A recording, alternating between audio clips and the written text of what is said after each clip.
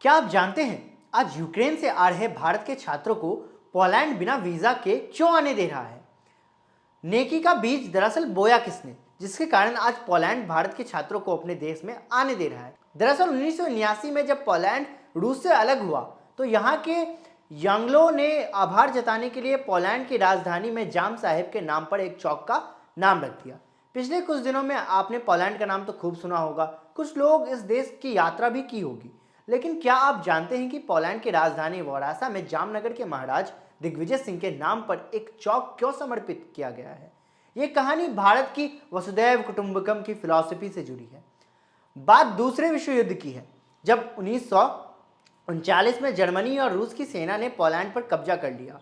इस युद्ध में अपने देश को बचाने के लिए पोलैंड के 1000 सैनिकों मारे गए और उनके बच्चे अनाथ हो गए। 1941 तक ये बच्चे पोलैंड के शिविरों में रहते थे, लेकिन इसके बाद रूस ने बच्चों को वहां से भगाना शुरू कर दिया। तब 600 से ज्यादा बच्चे अकेले नाव पर अपनी मां के साथ बैठकर सवार होकर जान बचाने के लिए निकले थे, लेकिन दर्जनों देशों ने उन्हें शरण देने से इनकार कर दिया। जब उनकी नाव मुंबई पहुंची तो जामनगर के महाराज दिग्विजय सिंह ने दरियादिली दिखाते हुए उन्हें शरण दी। तब भारत गुलाम था और अंग्रेजों ने भी बच्चों को आश्रय देने से इनकार कर दिया था। दूसरे विश्व युद्ध के समय पोलैंड पूरी तरह से तबाह हो गया था। सिर्फ महिलाएं और बच्चे बचे थे, बाकी सब वहां के पुरुष युद्ध में मारे जा चुके थे। पोलैंड की स्त्रियों ने पोलैंड छोड़ दिया क्योंकि वहां उनकी इज्जत को खतरा था।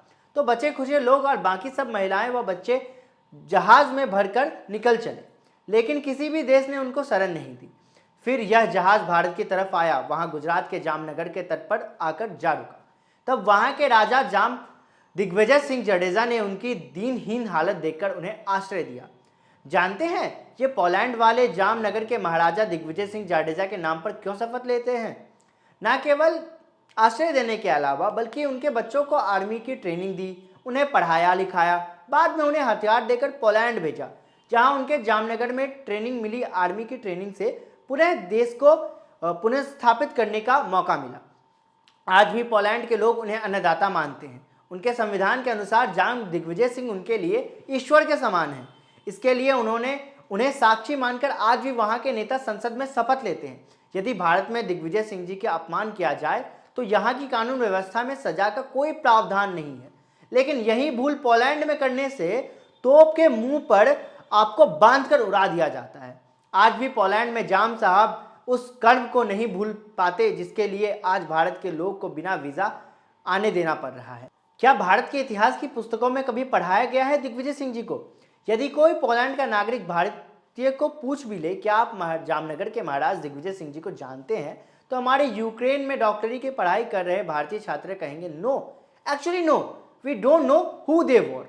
हाय रे अभागो, तुम्हें सहेजना भी नहीं आता। इन वामियों और कामियों ने वो सब पढ़ाया जिससे हमारा मनोबल टूटे, हीनता महसूस करे। अच्छा है कि सोशल मीडिया, व्हाट्सएप, यूनिवर्सिटी और फेसबुक में कॉलेज की पढ़ाई है।